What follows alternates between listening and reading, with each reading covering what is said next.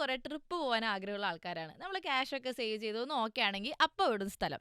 കുറേ അധികം നല്ല ഓർമ്മകൾ ഉണ്ടാക്കണം എന്നായിരിക്കും ഏതൊരു ട്രിപ്പ് പോകുന്നതിൻ്റെ ആഗ്രഹം. ആ ഒരു ജേർണിയിൽ നമ്മൾ പല കാര്യങ്ങളും പഠിക്കും, പല ആൾക്കാരെയും മീറ്റ് ചെയ്യും. ചിലപ്പോൾ ദൈവങ്ങളെ പോലും നമുക്ക് മനുഷ്യന്മാരിൽ കാണാൻ പറ്റും. അപ്പോൾ അങ്ങനെ ഒരു ജേർണിയിലേക്ക്, അങ്ങനെ ഒരു യാത്രയിലേക്ക് മത്തായിച്ച് നമ്മളിപ്പോൾ കൂട്ടിക്കൊണ്ടു പോകും. ആ യാത്ര തുടങ്ങുന്നത് തിരുവല്ലയിൽ നിന്നാണ്. ഒരു 2 വർഷം മുമ്പ് ജോലിയുടെ പ്രശ്നം കാരണം ഈ നാളെ തന്നെ ലീവ് എടുത്തേക്കാമെന്ന് പറഞ്ഞ് 2 ദിവസത്തെ ഒരു ട്രിപ്പിനായിട്ട് ഒരാൾ പാലക്കാട്ടേക്ക് പോവുകയാണ്. അപ്പോൾ ഡയറക്റ്റ് പാലക്കാട് വണ്ടി കിട്ടിയില്ല. തൃശ്ശൂർ വണ്ടി ഇറങ്ങിയിട്ട് അവിടുന്ന് പോകാമെന്ന് ഓർത്തു. കുറച്ച് ക്യാഷ് കയ്യിലുണ്ട്, ബാക്കി കുറച്ച് കാശ് ഈ യാത്രയിൽ ആരെങ്കിലും അടിച്ചുകൊണ്ട് പോയിരിക്കാൻ വേണ്ടി പെട്ടിക്കട ഡ്രസ്സിനിടയിലൊക്കെ തിരികെ വെച്ചിട്ടാണ് ആശാൻ യാത്ര ചെയ്യുന്നത്. അങ്ങനെ നമ്മുടെ ഹെഡ്ഫോണിൽ പാട്ടൊക്കെ കേട്ട് വിശേഷങ്ങളൊക്കെ ഇങ്ങനെ കേട്ട് ഉറങ്ങി സുഖമായിട്ട് തൃശ്ശൂരി ചെന്നു. തൃശ്ശൂരി ചെന്ന് ഒന്ന് മുഖമൊക്കെ കഴുകി ചായയൊക്കെ കുടിച്ചൊന്ന് ഫ്രഷായി കഴിഞ്ഞപ്പോൾ ദാ വരുന്നു ഒരു പാലക്കാടൻ വണ്ടി. പാലക്കാട്ടെ മനോഹരമായ കാഴ്ചകൾ കാണാൻ വേണ്ടിയാണ് ആളിരിക്കുന്നത്.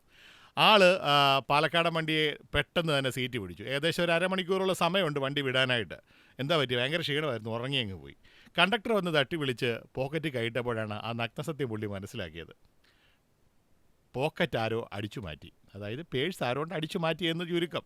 ഏതോ ഒരു കള്ളൻ അവിടെ പതുങ്ങിയിരിപ്പുണ്ടായിരുന്നു, അദ്ദേഹം കണ്ടില്ല.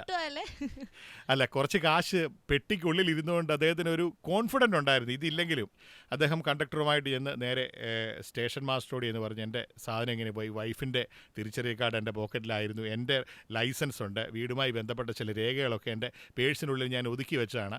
ഒരു വലിയ നഷ്ടബോധം അദ്ദേഹത്തിനുണ്ട്. അദ്ദേഹം ആ കള്ളനെ കൈ കിട്ടിക്കഴിഞ്ഞാൽ ഒറ്റയിടിക്ക് പപ്പടമാക്കും. ആ കള്ളനെ പ്രാഗിക്കൊണ്ടിരുന്ന സമയത്താണ് അടുത്ത പാലക്കാടൻ വണ്ടി വന്നു. അദ്ദേഹം ആ വണ്ടിയിൽ കയറി യാത്ര തുടങ്ങി. ഏകദേശം ഒരു 1/4 മണിക്കൂറോളം ആയപ്പോഴത്തേക്ക് ആളുകൾ ഇങ്ങനെ പരിഭ്രാന്തരായിട്ട് റോഡിൽ കൂടെ ഓടുന്നു. പെട്ടെന്ന് ആംബുലൻസ് വരുന്നു. അപ്പോൾ ഈ വണ്ടിയിൽ നിന്ന് എല്ലാവരും ഇറങ്ങി ചെന്ന് നോക്കിയപ്പോൾ അദ്ദേഹം കണ്ടത്, അദ്ദേഹം നേരത്തെ പോയ വണ്ടിയിൽ ആ വണ്ടിയാണ് ആക്സിഡൻറ്റിൽ പെട്ടത്.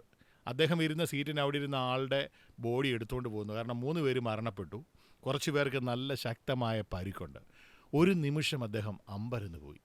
ഒന്നും ഒന്നിൻ്റെ അവസാനമല്ല. ചില നഷ്ടങ്ങൾ നമുക്ക് ചില സമയത്ത് അനുഗ്രഹമാണ്. മോർണിംഗ് ഡ്രൈവ് ആണ്. കൂടെയുണ്ട് ആർ ജി ഡാനിബും ആർ ജി മത്തായിയും.